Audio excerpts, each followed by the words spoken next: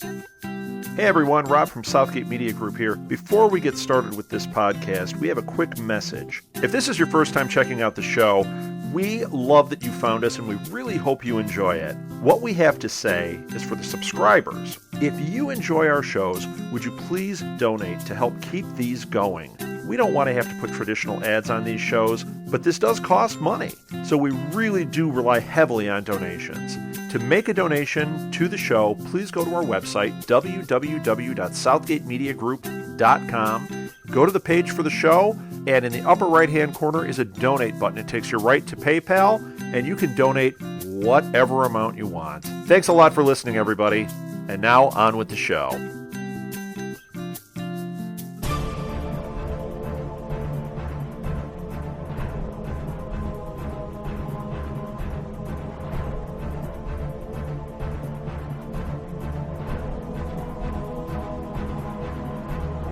Welcome to the All New Marvel Roundup, your weekly guide to the Marvel Comics. I am Phil Parrish, and with me is... Charlie Esser.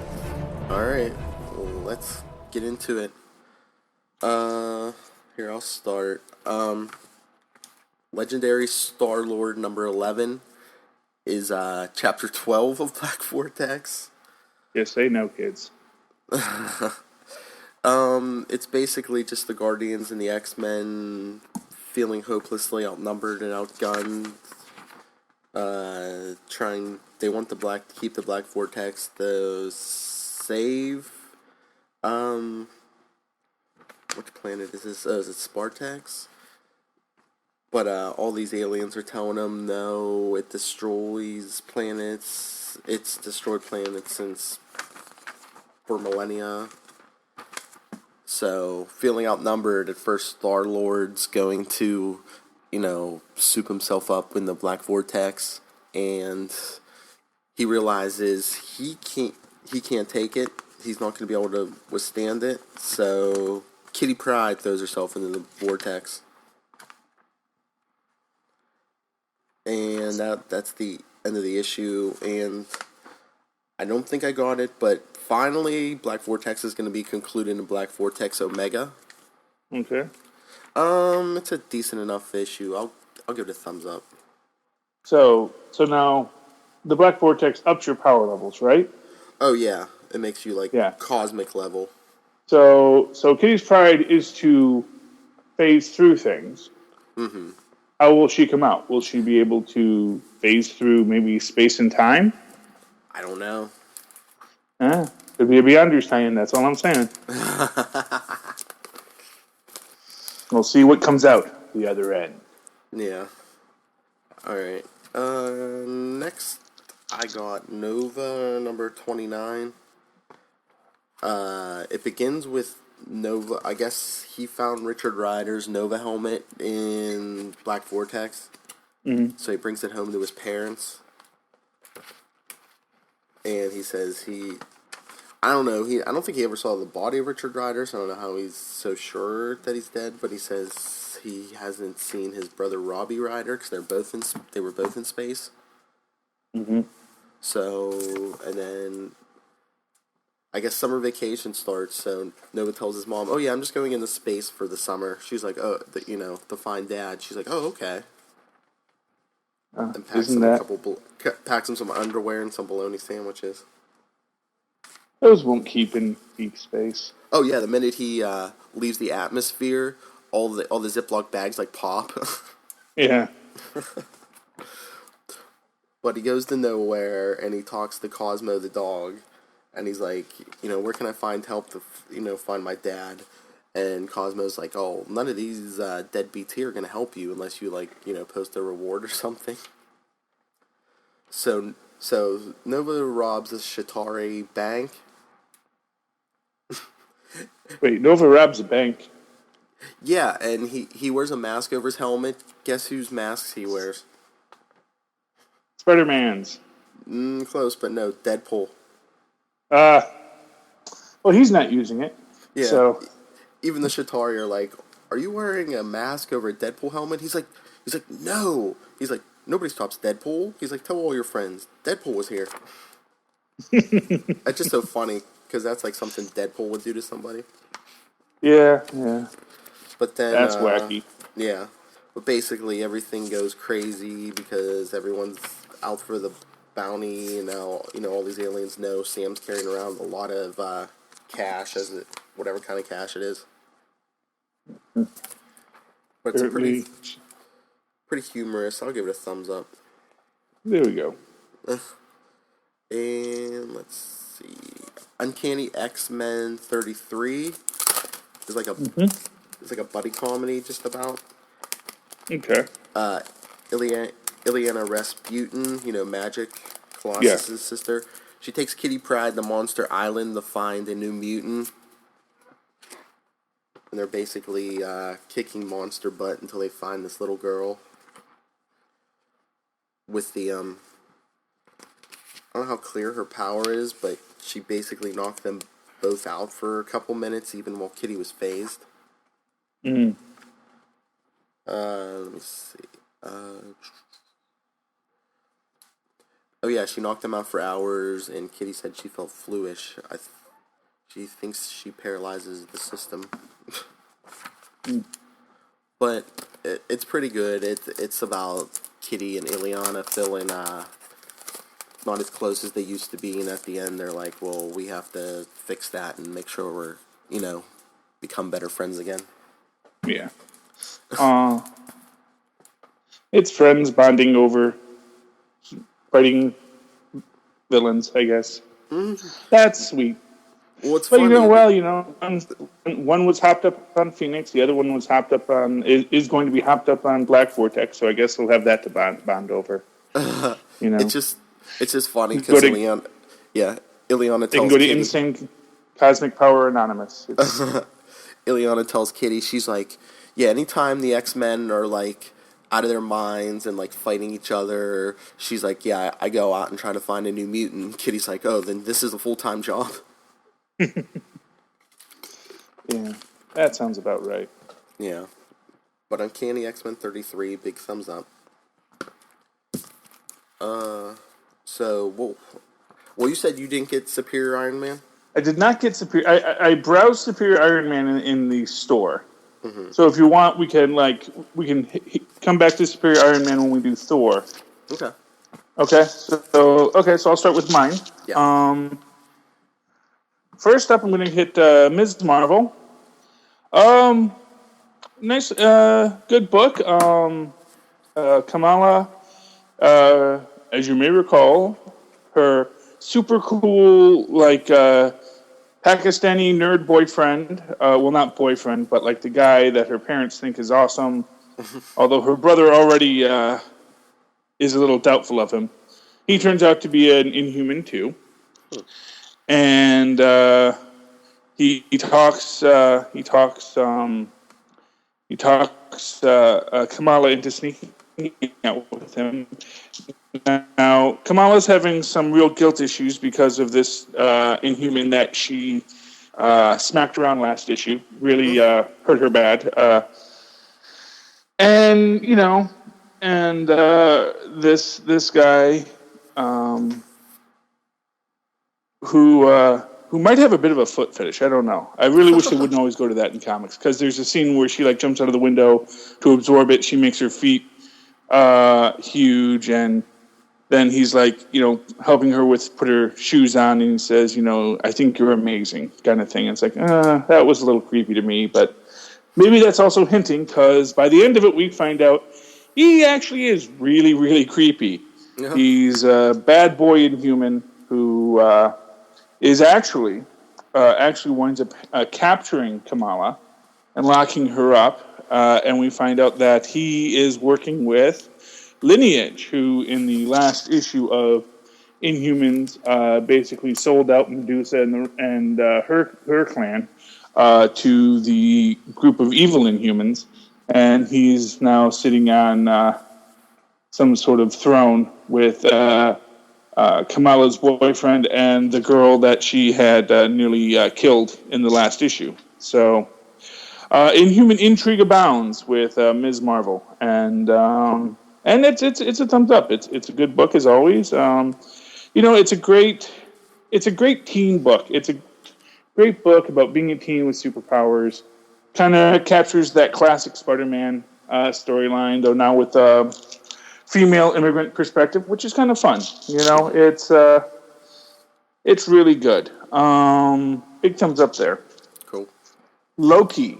Okay, Loki is Agent of Asgard. Now, in the last issue, basically, old Loki gave new Loki all of the history that he has experienced. Gave him all of his experiences to burn him, to turn him evil right away. And what's interesting is the story starts 3,000 years ago in a long hut during a great storm somewhere in, Viking land.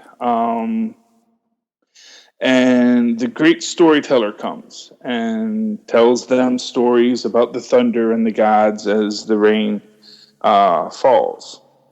And then we cut forward to Loki. Loki's in this in-between place with Kid Loki and original old-school Loki. They're spirits that have both ended. Their stories have ended. And they're trying to get current Loki to make a decision. Will he become the evil old Loki again as old Loki tries, or will he simply end his existence like Kid Loki? And then they're presenting that as these are his only two options. And he gets a call from Verity Wells, the woman who can see through all lies. What differentiates her from every other woman, I don't know, but that's how they describe her. Thank you. Yes. Anyway, so Loki's there, and he remembers something that Odin had said. And this is actually kind of nice, because we actually get to see Odin, even though he doesn't seem it, actually was being a father the whole time to Loki. And he says, "Be worthy not of your brother's power, but of your own. Remember what a lie is." And Loki realizes that he's not either of these Lokis. He has friends, and he says, "What is a lie? What is a lie told at home?" And he realizes, basically what he does is he blows himself up, and which shatters time and knocks them, as luck would have it, 8 months into the future. And the next thing we see is old Loki looking out a window and seeing the incursion and saying, "Well, that's new." We cut back to Skald, the great storyteller. The storm has ended, and he's continuing to tell the story of the gods.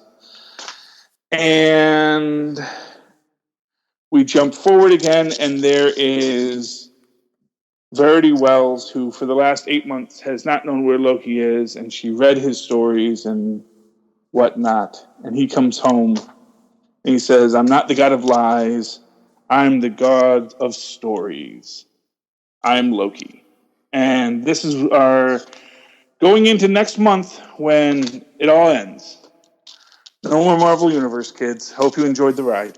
I like this. It goes into what is, as I say, the central theme of godhood in the Marvel Universe. This idea of gods are their stories, and if you are the god of stories, then you can rewrite your own story, and that is essentially what Loki is doing. He plans to write his own story, and in that sense, he has truly broken free from the endless cycle of Ragnarok.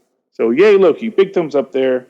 It was a great ending, great resolution to that arc, and I can't wait to see how it all goes out next month when we had to pay $12 a book for every book that comes out since it's the last. Captain America and the Mighty Avengers #7. Again, we're dealing with the Beyond, and the Beyonders, the Beyond Corporation, as they are calling themselves, and one thing I like about this is there's this great thing where they're jumping back and forth with him between he's referring to himself in the singular and in the multiple, where it's like I'm this and then we're that, and that is a very cool way to have him present himself, because it very much goes into, and this is something I might get into more in super connectivity. But if you ever recall, I believe it was a Voyager episode with the Q, and there's a Q who wants to die, and the Q don't want to let a Q die, yada yada yada. Anyway, and they go through this whole thing where they take Janeway to the continuum, and it's like this empty desert, and everyone's just sitting around, and the Q explains to him, well, no, we're all Q, everything is Q. And he says, I spent 4 millennia as the Scarecrow, and Q Prime, we'll call him, says, oh, don't go there, we've all been the Scarecrow, as if, and it is this idea of everything being one and their existence being separate from us. Anyway, to save the day, Dr. Positron and the Blue Marvel, which is Dr. Bashir and his son, who had turned evil, they bring his son, Dr. Bashir's older son, from the neutral zone, and he comes out all Dr. Manhattan-y, blue and naked, although not fully Dr. Manhattan, but bald and blue, we'll say. And he comes out and he basically drags Quantrell back to the Beyond, because he says, I don't belong here anymore, and neither do you. And the Beyond is saying, you can't do this. You're one of the little people. You're one of the little people we play with. And he says that earlier when he's referring to Monica, that she's one of the little people that they play with. But Kevin is much more than that now, because he has been to the neutral zone. He has been to the Beyond and is back. And he pulls him back into the Beyond. And then just as we catch up, we have Steve Rogers calling the Mighty Avengers on their hotline, because he's trying to get in touch with Captain America, because he needs all the allies he can get, because you see behind him he's got the big video wall of the Illuminati behind him. And it's time for the last showdown with the Mighty Avengers and the Avengers and the other Avengers. So that's Captain America Mighty Avengers. Big thumbs up. We're getting near the end of it. And it's fun. It's fun. It goes into this idea of mad gods playing with people's lives, which, again, like I said, I think that's going to tie very much into what we get as the explanation for what's been going on in Secret Wars. So, nothing explicit yet, but I think when it all comes down to it, we're going to reference back to it. And do you want to go over Superior Iron Man now, or? Sure. Yeah, let's do Superior Iron Man. So let me start off with why I didn't buy it. When I was in the store, it's there. It's not officially on my pull list, and I'm looking at it. I'm flipping through it, and because I don't mind spoilers, I flip all the way to the end, and I see that basically Superior Iron Man comes out of it, defeating the Tony Stark AI, and I guess to some extent, what it is it just didn't engage me very much, this idea. I mean, I get the idea perhaps that what it's really saying is that Tony Stark wasn't nearly as inverted as people think, that he's always been this sort of self-important jerk, but that maybe he had been humbled a little bit here and there, but he, even when he was humbled, he was still pretty self-important and self-aggrandizing, and to that extent, it reminds me of, there's an old song called "Oh Lord, It's Hard to Be Humble When You're Perfect in Every Way." And so that was sort of my takeaway. And although it's been a great story, I guess it just doesn't engage me much in the same way that, much in the way that Superior Spider-Man did engage me. Superior Spider-Man did engage me because for all of Otto's hubris, you never doubted for a moment that he was the underdog. He was someone trying to do something different in his life, and he was someone who had failed spectacularly and knew he had failed spectacularly in the past, and hopefully he was trying to do something better. And with Superior Tony, I guess I just feel like, okay, yeah, you're superior, and you're not giving us any reason. Basically, I'm not getting any real reason to root for him to succeed or to fail. It's just like, oh, okay, he's just, it's just not as engaging of a character for me. But as the person who actually read the comic, what did you think, Phil? It was all right. The old school suit with Tony's old brain patterns in it takes him up to a space station, and he basically tells him, he says, Pepper and I have this plan. I'm gonna try to bring you back to normal, and if I can't, I'm gonna delete you and take your place. Mm-hmm. I guess just basically jack the old brain patterns into Tony's body. Yeah, they do that. No, it has been done, but yeah.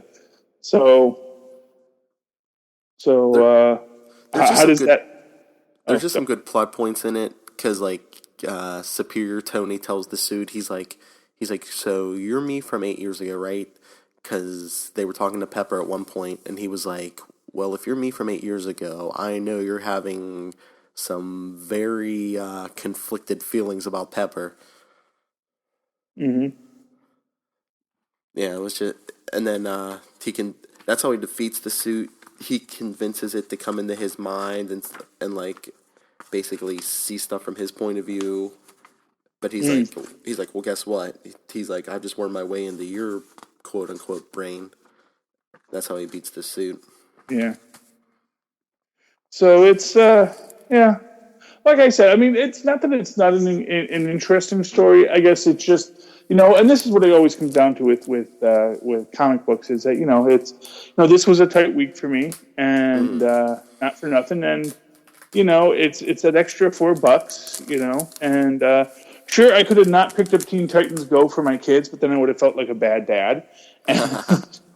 And I am not the superior Tony. I am not the whatever. I get mine, and everybody else can go pound salt. I'm the good kind dad, and my kids like Teen Titans Go, and so I made sure I got Teen Titans Go for them.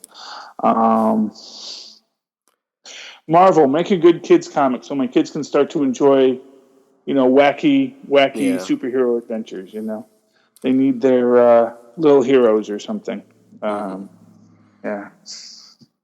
Although Marvel does have have its own battle line in Secret Wars, so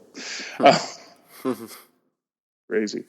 Yeah. So it's interesting, and I like the concept, but like I said, just for me, it wasn't very engaging. So are you going to give this a thumbs up? Yeah, I'll give it a thumbs up. Okay. Yeah. Like I said, it didn't look like it was a bad book. It's just that there comes that time when you got to start cutting your books, and then it comes, who has the most engaging story? Who is the character who you're going to worry about when you don't see him next week? And, I guess Tony's going to be fine. Tony doesn't need me. So I'm not going to worry about him the way I worry about, the Mighty Avengers, Ms. Marvel, Loki, and, of course, Lady Thor, or Thor, as we call her. Because you're not supposed to call her Lady Thor, because that's just confusing. Thor 2.0, we'll say. Thor 2014. There we go. She's Thor 2014. She started in 2014, right? Or 2015? Thor 2014. 2014, yeah, because this is issue 7. Yeah. Okay, so 2014. Yeah, because here's Thor 2099, and they were officially Thor, and so this is Thor 2014. There we go. Got a name for her that's neither diminutive nor yet also differentiated. So differentiated but not diminutive. Thor 2014. So reading Thor 2014 this week. What did you think, Phil? I liked it. I just wish they'd have her take off the helmet yet, because I don't know. Is it Ross Solomon, or are they gonna pull a trick on us at the last second? Well, that's why they're not having her do it, because they're just saying, oh, okay, we're going to just go right up there. But some people are saying, oh, but they're going to do something. They're going to switch it. I know they are. And no, it's Roz Solomon. It's clearly Roz Solomon. Mark my words, as we say on Enough Said. And now you know it's not going to be Roz Solomon next issue. So there you go. I actually justified it. But we see everyone who it's not coming out of that vortex. Although I don't see the Enchantress unless that's the girl in green with the axe. I don't know. Yes. But why did he have to bring all women in? Because he had a list.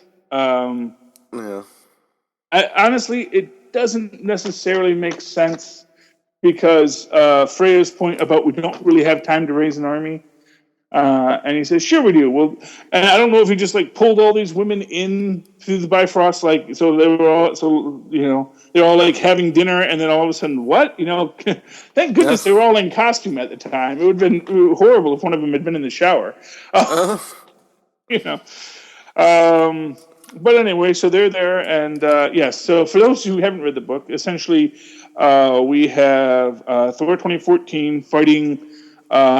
The Destroyer, who is being powered by Kull, but is actually being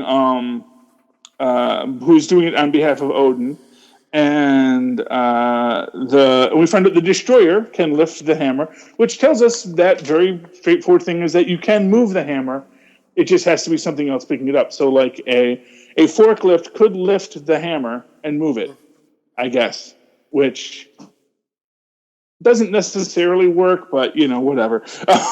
But maybe it's because it's a mystical weapon lifting a weapon. I don't know. It doesn't necessarily make sense, but it's Odin magic, and that never really makes sense. And of course we have what is pretty classic is Thor 2014, because she can really control the hammer with her mind.